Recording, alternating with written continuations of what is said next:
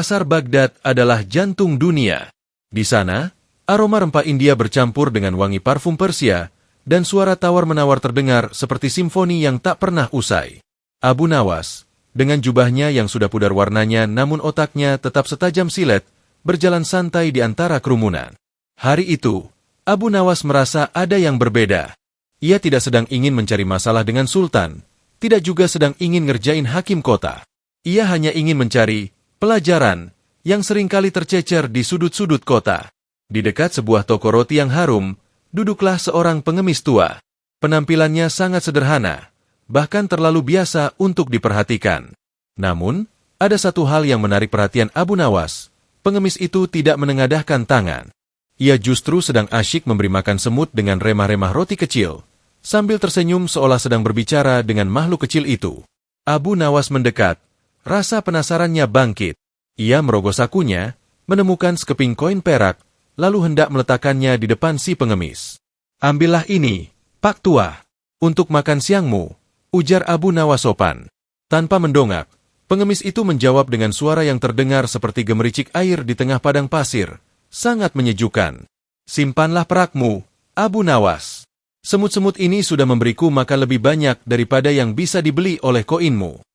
Abu Nawas tersentak. Namanya disebut, padahal ia yakin belum pernah bertemu orang ini. Lebih dari itu, logika si pengemis sangat tidak biasa. "Kau mengenalku?" tanya Abu Nawas heran. Si pengemis mendongak perlahan. Matanya bening, sangat jernih, seolah-olah seluruh rahasia samudera tersimpan di sana. Siapa yang tidak mengenal pemuda yang mencoba memindahkan istana dengan botol-botol kosong? Tapi Abu, ilmu di kepalamu sudah hampir penuh. Jika kau tidak mulai mengisinya dengan rasa, kepalamu akan pecah karena kesombongan. Abu Nawas terpaku. Kalimat itu bukan sekadar sindiran, itu adalah sebuah pembedahan jiwa. Ia merasa telanjang di depan pengemis ini. Tiba-tiba, teringatlah Abu Nawas pada cerita-cerita para sufi tentang sosok misterius yang menjaga bumi, sang pengembara abadi yang muncul dengan 1000 wajah, Nabi Khidir AS. Salah satu tanda yang sering dibisikkan oleh para guru adalah, ibu jari beliau tidak bertulang dan terasa dingin seperti es. Dengan keberanian yang dikumpulkan, Abu Nawas berpura-pura membantu pengemis itu berdiri. Ia meraih tangan sang pengemis.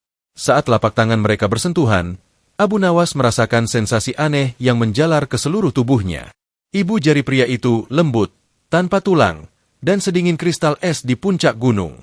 "Tuan," bisik Abu Nawas, suaranya bergetar, lututnya terasa lemas. Si pengemis meletakkan jari telunjuknya di bibir, mengisyaratkan Abu Nawas untuk diam. Suasana pasar yang bising seolah-olah menjadi sunyi seketika di telinga Abu Nawas. "Jangan kau sebut nama yang kau cari, karena ia ada di mana-mana namun tak tertangkap oleh suara," ujar sang pengemis. "Kau sering mencari Tuhan di dalam istana sultan dan di meja-meja debat para ulama. Tapi tahukah kau, Abu, Tuhan paling sering ditemukan di sela-sela jari mereka yang terlupakan, di dalam tangis anak yatim, dan di balik debu-debu pasar ini." Sebelum Abu Nawas sempat berkata-kata lagi, seorang penunggang kuda besar lewat di antara mereka, menghalangi pandangan Abu Nawas selama sedetik. Saat kuda itu berlalu, sudut tembok itu kosong. Pengemis itu hilang tanpa jejak, tanpa suara, menyisakan aroma harum kayu gaharu yang sangat samar di udara. Abu Nawas terduduk di tanah. Ia tidak peduli jubahnya kotor oleh debu pasar. Air matanya menetes. Ternyata, selama ini ia merasa pintar hanya karena ia bisa menjawab teka-teki logika, namun ia hampir buta terhadap teka-teki ruhani. Ia sadar, pertemuan ini bukanlah kebetulan. Ini adalah undangan untuk sebuah perjalanan yang lebih dalam daripada sekadar lelucon atau debat politik di istana. Setelah pertemuan di pasar itu, Abu Nawas tidak bisa tidur. Pikirannya melayang-layang. Setiap kali ia memejamkan mata, ia teringat beningnya mata si pengemis dan dinginnya ibu jari yang tak bertulang itu. Bagi Abu Nawas, logika adalah dunianya. Tapi kali ini ia berhadapan dengan sesuatu yang melampaui rumus manapun. Esok paginya, dengan tekad bulat, Abu Nawas kembali ke pasar. Ia tidak membawa tas berisi koin perak, melainkan hati yang penuh dengan rasa haus akan kebenaran. Abu Nawas menyisir setiap sudut pasar, namun si pengemis tak terlihat. Hingga akhirnya, di dekat sebuah kedai teh yang sepi, ia mencium aroma kayu gaharu yang sama. Di sana, di bawah pohon kurma yang meranggas, Si pengemis sedang duduk sambil memandangi seorang tukang kayu miskin yang sedang sibuk memahat kursi kayu yang rapuh. Abu Nawas mendekat perlahan, lalu bersimpuh di sampingnya. "Tuan, jangan tinggalkan aku lagi tanpa jawaban," bisik Abu Nawas. Si pengemis menoleh, senyumnya masih sama, menenangkan namun penuh rahasia. "Jika kau ingin ikut berjalan denganku, Abu, syaratnya hanya satu. Jangan kau tanyakan apapun yang kau lihat, sampai aku sendiri yang menjelaskannya padamu. Jika kau bertanya, maka perjalanan kita selesai saat itu juga." Abu Nawas mengangguk mantap. "Aku berjanji." Mereka berjalan menuju pinggiran sungai Tigris. Di sana, ada seorang nelayan tua yang sangat miskin. Kapalnya adalah satu-satunya harta yang ia miliki untuk menghidupi 7 orang anaknya yang kelaparan. Nelayan itu baru saja mengecat kapalnya agar terlihat bagus dan kuat. Tiba-tiba, saat si nelayan sedang mengambil jaring di kejauhan, si pengemis, Nabi Khidir, mengambil sebuah kapak besar yang tergeletak di sana. Dengan cepat, ia melubangi dasar kapal tersebut hingga kapal itu mulai terisi air dan terlihat rusak parah. Mata Abu Nawas melotot. Jantungnya berdegup kencang. "Laki-laki ini jahat," pikirnya. Nelayan itu sudah miskin. Kenapa satu-satunya alat kerjanya dirusak? Abu Nawas sudah membuka mulutnya untuk protes. Namun si pengemis menatapnya tajam. Abu Nawas teringat janji. Jangan bertanya. Ia terpaksa menelan kembali kata-katanya dengan susah payah. Mereka melanjutkan perjalanan ke sebuah desa yang penduduknya sangat kikir. Tak ada satupun warga yang mau memberi mereka seteguk air atau sepotong roti, padahal hari sangat terik. Mereka diusir dengan kasar dari gerbang desa. Namun, di pinggir desa itu, ada sebuah tembok rumah tua yang hampir roboh. Alih-alih pergi, si pengemis justru mulai mengaduk lumpur dan menata batu. Tanpa meminta upah, ia menghabiskan waktu berjam-jam untuk memperbaiki tembok itu hingga berdiri tegak dan kokoh kembali. Abu Nawas menggerutu dalam hati. "Penduduk desa ini jahat, tidak memberi kita makan. Tapi kenapa kau malah membantu memperbaiki rumah mereka secara gratis? Di mana logikanya?" Abu Nawas gelisah. Ia ingin sekali mendebat tindakan yang dianggapnya bodoh ini. Si pengemis berhenti di sebuah jembatan tua. Ia menatap Abu Nawas yang wajahnya sudah merah pada menahan sejuta pertanyaan. "Abu, kau terlihat lelah," ujar si pengemis. "Beban di otakmu lebih berat daripada beban di kakimu. Kau ingin bertanya mengapa aku melubangi kapal nelayan yang malang itu? Dan mengapa aku memperbaiki tembok bagi orang-orang pelit itu?" Abu Nawas menarik napas dalam-dalam. "Tuan, ilmuku mengatakan bahwa kau telah melakukan ketidakadilan kepada nelayan itu, dan melakukan kesia-siaan bagi penduduk desa yang kikir. Logikaku tidak bisa menerimanya." Si pengemis tersenyum tipis. "Satu pertanyaan lagi, Abu, dan aku akan pergi. Kau adalah orang yang paling pintar dalam berargumen di Baghdad, tapi di sini, kau sedang berhadapan dengan tulisan Tuhan yang belum selesai kau baca." Abu Nawas terdiam. Ia baru menyadari bahwa selama ini ia hanya melihat permukaan, kejadian, sementara sang pengembara ini sedang melihat kedalaman, takdir. Di tepi sungai Tigris yang mengalir tenang, suasana terasa sangat berat bagi Abu Nawas. Ia berdiri dengan dahi berkerut, sementara di depannya, sang pengemis misterius, yang ia yakini sebagai Nabi Khidir, menatap riak air dengan kedamaian yang tak tergoyahkan. "Tuan," suara Abu Nawas akhirnya pecah. "Aku menyerah. Aku tidak bisa lagi memenjarakan lidahku. Pikiranku berontak. Bagaimana mungkin seorang wali Allah merusak satu-satunya alat pencari nafkah nelayan miskin? Dan bagaimana mungkin kau memberikan tenaga cuma-cuma untuk memperbaiki rumah orang-orang yang bahkan tidak mau berbagi seteguk air? Di mana keadilan yang selama ini aku bela dengan logikaku?" Si pengemis memutar tubuhnya perlahan. Ia tidak marah karena Abu Nawas melanggar janji untuk tidak bertanya. Ia justru menatap Abu Nawas dengan tatapan seorang ayah yang sedang mengajar anaknya yang masih kecil. "Duduklah, Abu," ujarnya sambil menunjuk arah kapal nelayan yang tadi ia lubangi di kejauhan. "Ketahuilah, Abu, di balik teluk itu, seorang raja yang lalim dan kejam sedang berlayar bersama pasukannya. Ia memerintahkan pasukannya untuk merampas setiap kapal yang tampak bagus dan kokoh untuk dijadikan armada perang. Nelayan miskin itu tidak akan punya kekuatan untuk melawan. Aku melubangi kapalnya agar ketika pasukan raja itu lewat, mereka melihat kapal itu sebagai barang rongsokan yang bocor dan tak berguna. Mereka akan melewatinya begitu saja.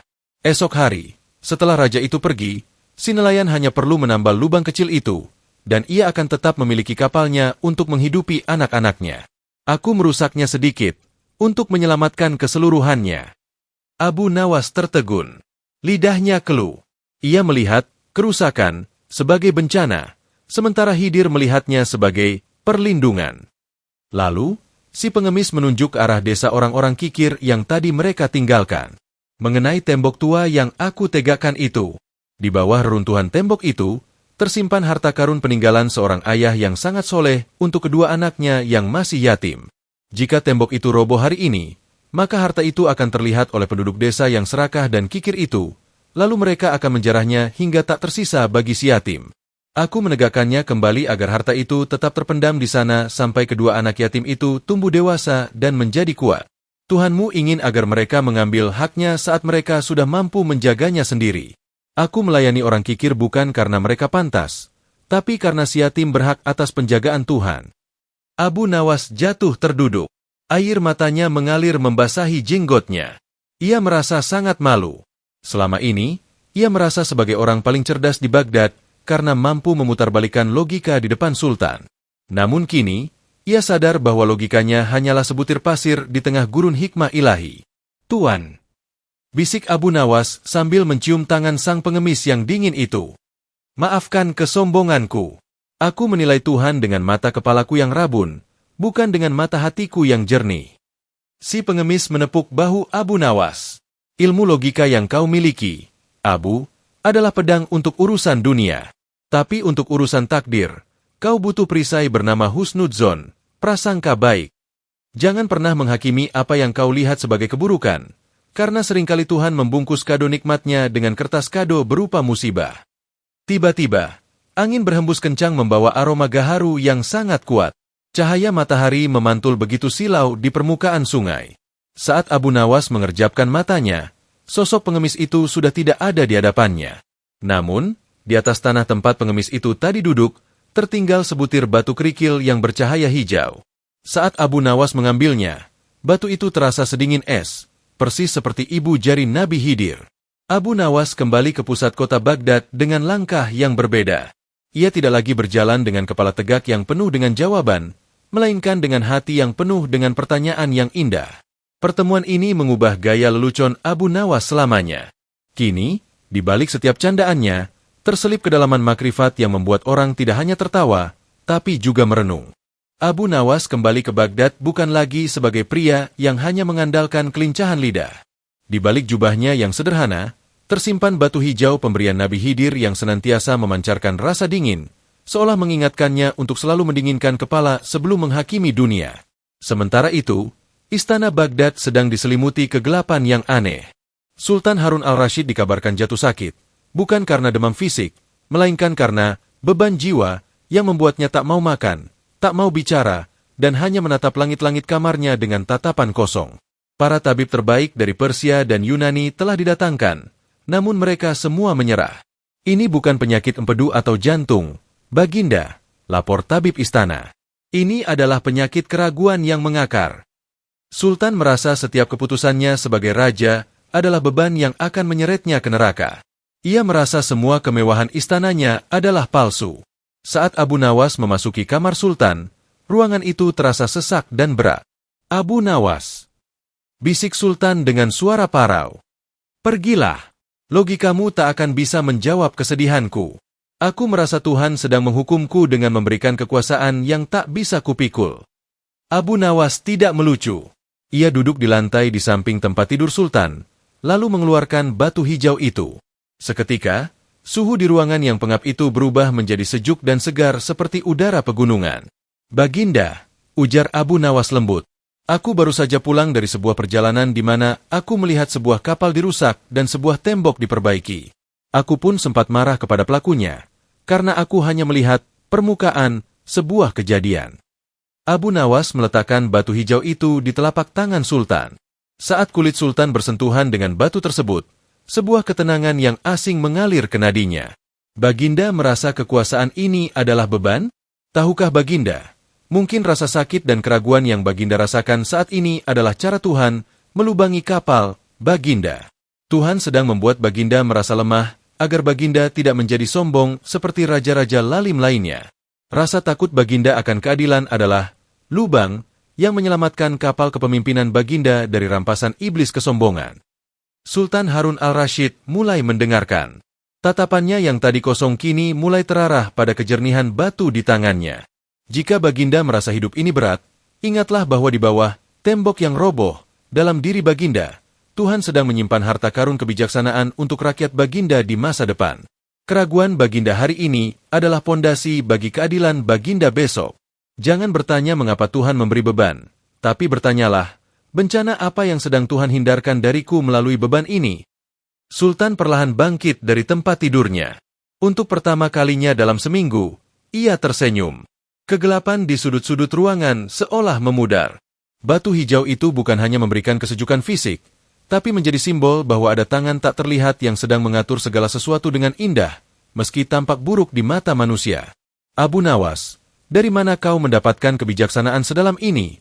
Tanya Sultan dengan penuh rasa ingin tahu. Batu ini, rasanya bukan dari dunia ini. Abu Nawas tersenyum misterius. Ia berasal dari seorang pengemis di pasar yang mencintai semut lebih dari koin perak, Baginda. Ia mengajarkanku bahwa orang paling pintar pun akan buta jika ia hanya melihat dengan mata, bukan dengan iman. Sultan Harun al-Rashid kembali mengenakan mahkotanya, namun kali ini dengan hati yang lebih tenang. Ia menyadari bahwa menjadi raja bukan berarti harus tahu segalanya, tapi harus percaya bahwa Tuhan tahu segalanya. Namun, kejutan belum berakhir. Saat Sultan hendak mengembalikan batu hijau itu kepada Abu Nawas, batu tersebut tiba-tiba meleleh dan menyerap ke dalam kulit telapak tangan Sultan, meninggalkan bekas luka kecil berbentuk bintang yang juga terasa dingin.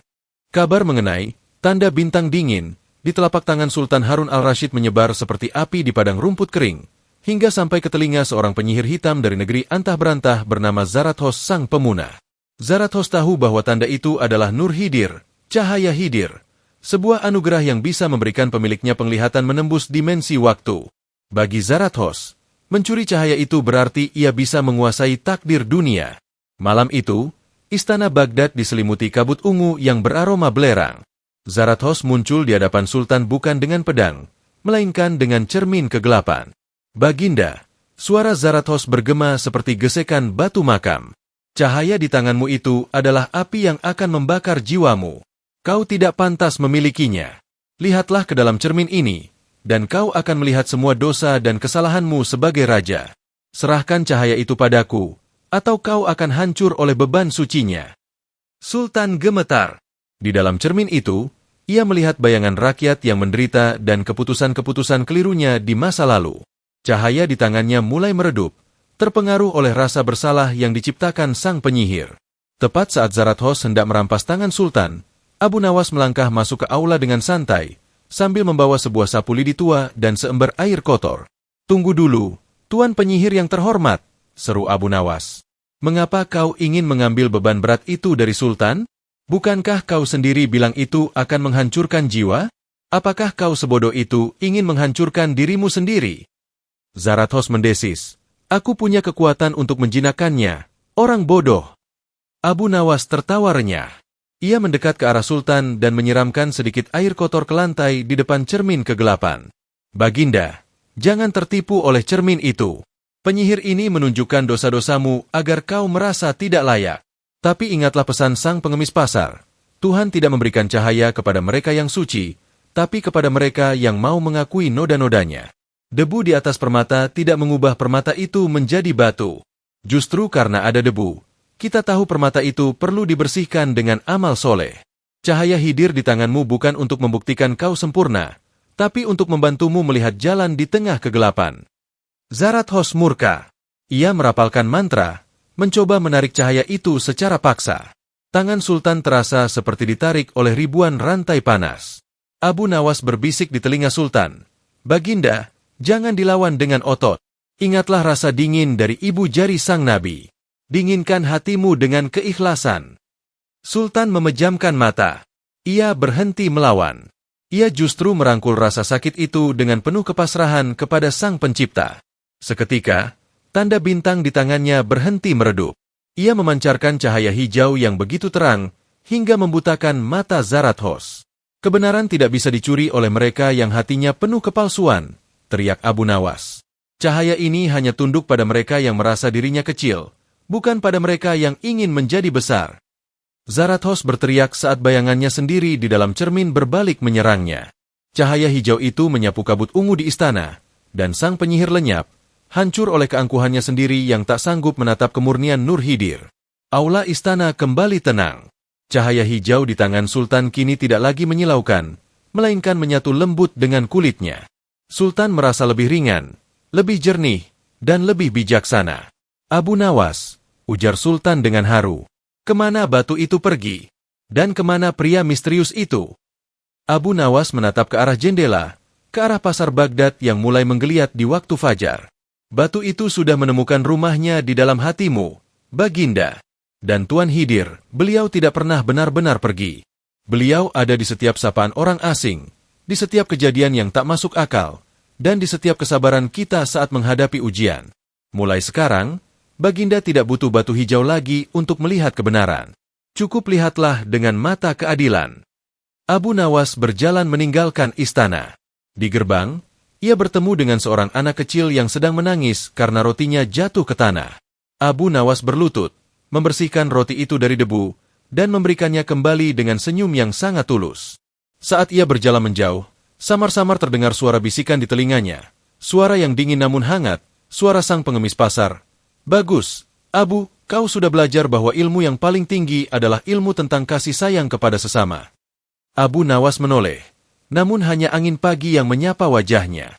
Ia tersenyum, lalu melangkah menuju kedai teh, siap untuk menjalani hari baru sebagai pria paling cerdik, paling konyol, namun paling dekat dengan rahasia langit di Baghdad.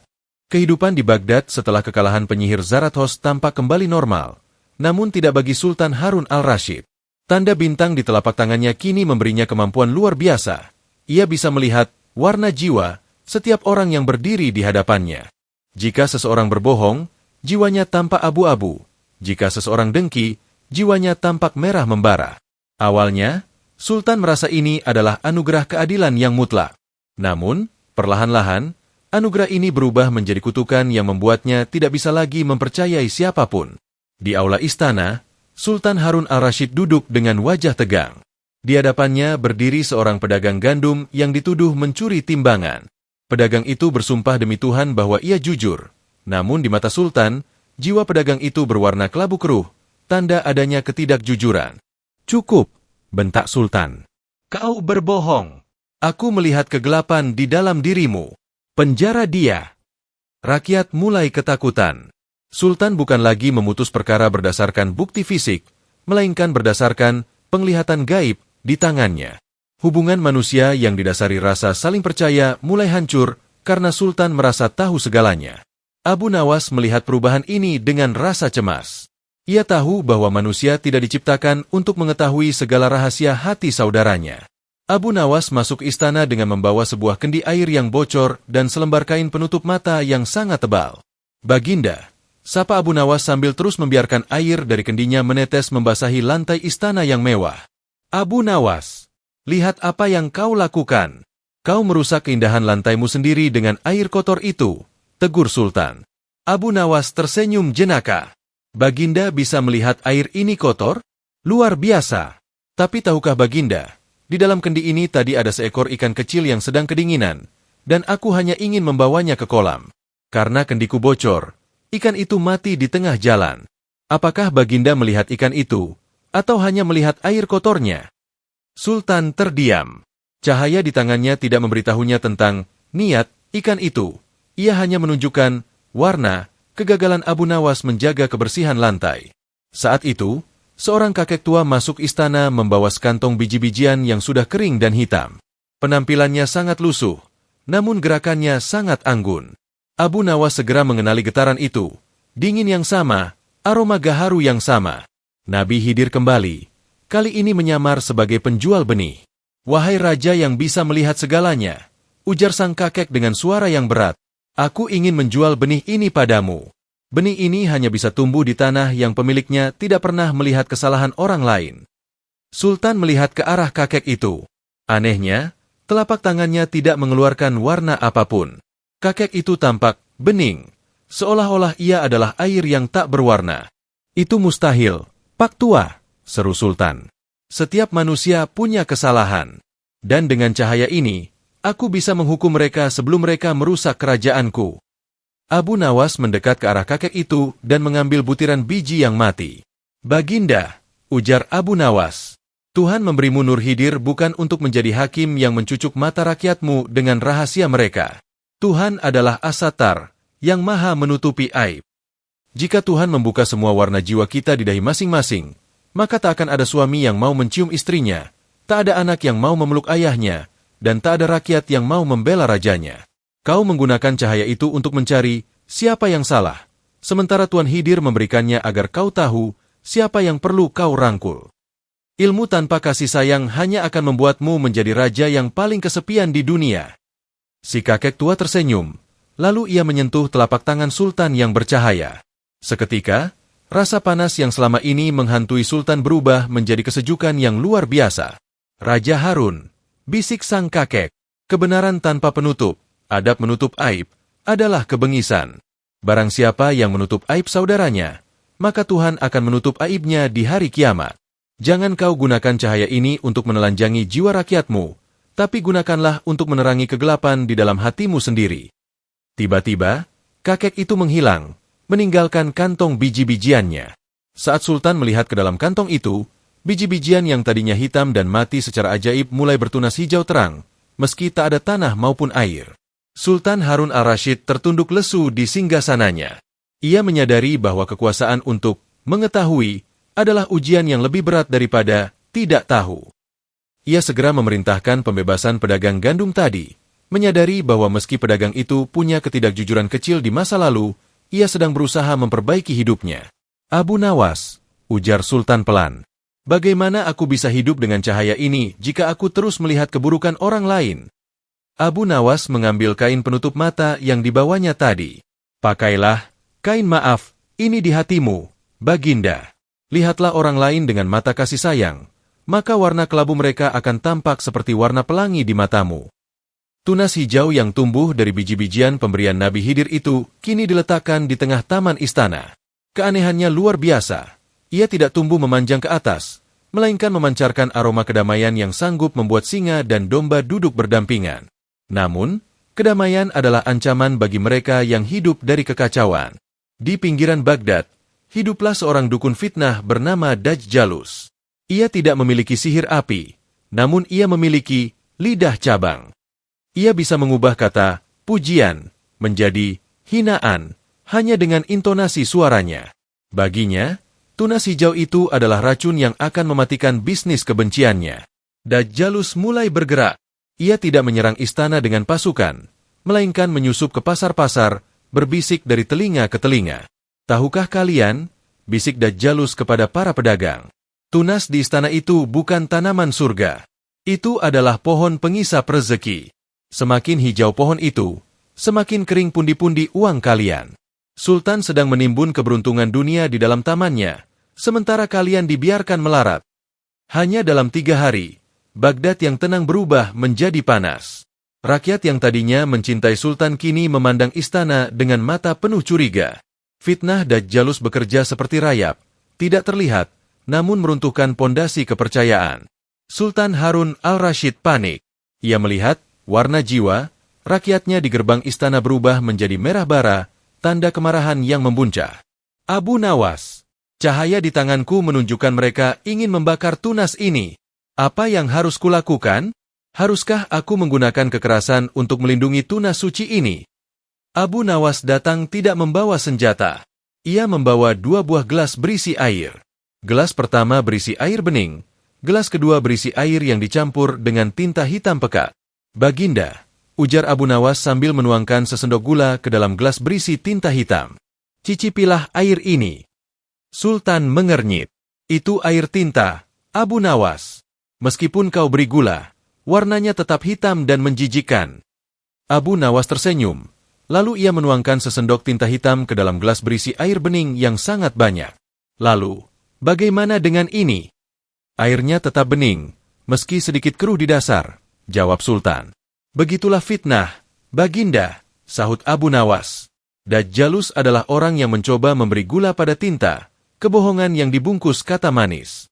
Rakyat meminumnya karena mereka haus. Jika Baginda membalas dengan kekerasan, menambah tinta, maka seluruh Baghdad akan menjadi hitam. Satu-satunya cara mengalahkan fitnah bukan dengan penjelasan panjang lebar, tapi dengan kebaikan yang luas, air bening. Baginda harus menunjukkan bahwa tunas ini bukan untuk Baginda sendiri.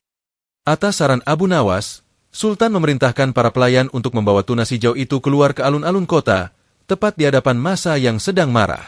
Dajjalus berteriak dari kerumunan, "Lihat! Sultan membawa pohon terkutuk itu untuk menyihir kalian." Namun, Abu Nawas maju ke depan. Ia mengambil sebuah kendi dan menyiram tunas itu dengan air doa. Seketika, tunas itu mengeluarkan buah-buah kecil berbentuk permata yang bisa dimakan. Abu Nawas memetiknya satu persatu dan memberikannya kepada orang-orang yang paling keras berteriak marah. Saat buah itu dimakan, rasa benci di hati mereka lenyap. Lidah mereka yang tadinya pahit karena fitnah, tiba-tiba merasakan manisnya kebenaran. Warna jiwa, mereka yang tadinya merah membara di mata Sultan, perlahan berubah menjadi biru tenang. Dajjalus mencoba berteriak lagi, namun anehnya, setiap kali ia ingin mengucapkan fitnah, suaranya berubah menjadi suara bebek yang lucu. Orang-orang yang tadinya terpengaruh kini tertawa melihatnya. Fitnahnya kehilangan taring saat berhadapan dengan kenyataan yang manis. "Tuan Dajjalus," bisik Abu Nawas di tengah tawa warga, "kau lupa satu hal. Akar dari tunas ini bukan di tanah istana, tapi di dalam kejujuran. Kau bisa menebas dahannya dengan kata-kata, tapi kau tak bisa mencabut akarnya dari hati orang-orang yang telah merasakan manisnya keadilan." Dajjalus lari terbirit-birit karena malu, menghilang ke dalam kegelapan lorong-lorong Baghdad. Sultan Harun al-Rashid bernapas lega. Ia menyadari bahwa melindungi kebenaran tidak selalu dengan pedang, tapi seringkali dengan memberi rasa manis kepada mereka yang terhasut. Namun, saat tunas itu kembali ke istana, ia tiba-tiba tumbuh sangat besar dalam semalam. Dahan-dahannya mulai membentuk sebuah gerbang cahaya. Gerbang cahaya yang terbentuk dari dahan-dahan tunas hijau itu berpendar dengan warna zamrud yang menenangkan. Tidak ada angin, namun dedaunannya berbisik menyebut nama Tuhan dengan nada yang hanya bisa didengar oleh hati yang tenang. Sultan Harun al-Rashid berdiri gemetar di depan gerbang itu. Cahaya bintang di telapak tangannya berdenyut kencang, seolah-olah menemukan pasangannya. "Abu Nawas," bisik Sultan, "apakah ini akhir dari segalanya? Ataukah awal dari kegilaan baru?" Abu Nawas, yang biasanya penuh canda, kini merapikan jubahnya yang lusuh. "Baginda, gerbang ini tidak terbuka untuk sembarang orang. Ia hanya terbuka bagi mereka yang sudah belajar bahwa ilmu adalah beban, dan adab adalah sayap. Mari kita lihat apa yang disembunyikan takdir di balik tabir ini." Saat mereka melangkah masuk, dunia Baghdad menghilang. Mereka tidak berada di tempat lain, melainkan berada di Baghdad masa depan. Sultan terperanjat. Ia melihat kota yang megah, namun manusianya berjalan dengan kepala tertunduk pada benda-benda kecil di tangan mereka. Ia melihat ilmu pengetahuan yang dahsyat, namun ia juga melihat manusia yang kehilangan rasa peduli. Warna jiwa, manusia di masa itu tampak pucat dan samar. Cahaya di tangan Sultan mendadak terasa sangat berat dan panas. "Lihatlah, Baginda," ujar sebuah suara yang sangat akrab. Nabi Khidir muncul di hadapan mereka, namun kali ini beliau tidak menyamar. Beliau tampak sebagai sosok pria dengan jubah putih yang memancarkan kewibawaan abadi. Manusia di masa depan akan memiliki gunung-gunung ilmu, data, tapi mereka akan kekeringan lembah adab, jiwa. Jika kau membawa cahaya penglihatan ini ke masa mereka, mereka akan saling menghancurkan karena mereka tidak lagi memiliki rahasia yang dijaga oleh kasih sayang. Nabi Khidir menatap tangan Sultan. "Harun al-Rashid, cahaya di tanganmu ini adalah ujian. Jika kau tetap memilikinya, kau akan menjadi penguasa paling adil di sejarah, namun kau akan kehilangan kebahagiaanmu sebagai manusia. Kau akan selalu melihat kebusukan di balik senyuman istrimu, dan dendam di balik sujud menterimu. Pilihannya, kembalikan cahaya ini, atau hiduplah dalam kesepian yang sempurna." Sultan Harun al-Rashid menatap Abu Nawas. "Abu, apa pendapatmu?" Abu Nawas tersenyum, matanya berkaca-kaca. "Baginda, hidangan yang paling lezat di dunia bukanlah yang dimasak dengan resep paling sempurna, melainkan yang dimakan bersama kawan dengan rasa percaya. Jika Baginda tahu segalanya, maka tak ada lagi ruang untuk memaafkan." Padahal, di mata Tuhan, kemampuan memaafkan jauh lebih mulia daripada kemampuan menghukum dengan benar. Kembalilah menjadi manusia, Baginda. Menjadi manusia yang kadang keliru namun selalu rindu pada ampunan. Sultan mengangguk mantap. Ia mengulurkan tangannya yang bercahaya ke arah Nabi Khidir. Tuan, ambil kembali anugerah ini. Aku lebih memilih menjadi raja yang buta akan rahasia hambanya, daripada menjadi raja yang melihat segalanya namun kehilangan cintanya. Nabi Khidir menyentuh telapak tangan Sultan. Seketika, tanda bintang itu terlepas, berubah menjadi butiran cahaya hijau, dan terbang menyatu kembali ke dalam pohon tunas hijau. Rasa dingin yang selama ini ada di nadi Sultan lenyap, digantikan oleh kehangatan manusiawi yang jujur. Kau telah lulus ujian terakhir, Harun, ujar Nabi Khidir. Cahaya itu tidak hilang, ia hanya berpindah tempat. Ia kini tertanam di dalam adabmu, bukan lagi di dalam matamu. Seketika, gerbang cahaya itu menutup dengan lembut. Abu Nawas dan Sultan kembali berdiri di taman istana mereka yang semula. Tunas hijau itu kini telah berubah menjadi pohon jati biasa yang rindang, tanpa buah permata, tanpa cahaya gaib. Hanya pohon yang memberikan keteduhan bagi siapapun yang lelah. Sultan Harun al-Rashid menghirup napas panjang. Ia melihat pengawalnya lewat. Ia tidak lagi melihat warna jiwa pengawal itu. Ia hanya melihat seorang pemuda yang sedang tersenyum tulus melakukan tugasnya. Sultan merasa sangat bahagia dalam ketidaktahuannya. Abu Nawas membungkuk hormat. Baginda, sepertinya hari ini aku ingin pulang dan tidur siang. Ternyata melihat masa depan itu sangat melelahkan. Pergilah, Abu. Tawa Sultan pecah, renyah dan lepas. Terima kasih telah menjagaku agar tetap menjadi manusia. Abu Nawas berjalan keluar istana, bersiul kecil mengikuti irama kicau burung. Di gerbang pasar, ia kembali melihat seorang pengemis tua yang sedang membelai kucing. Abu Nawas hanya tersenyum dan mengangguk dari jauh, tanpa perlu memastikan siapa pengemis itu. Karena kini ia tahu, Khidir ada di mana-mana selama ada hati yang tulus untuk memanusiakan sesama.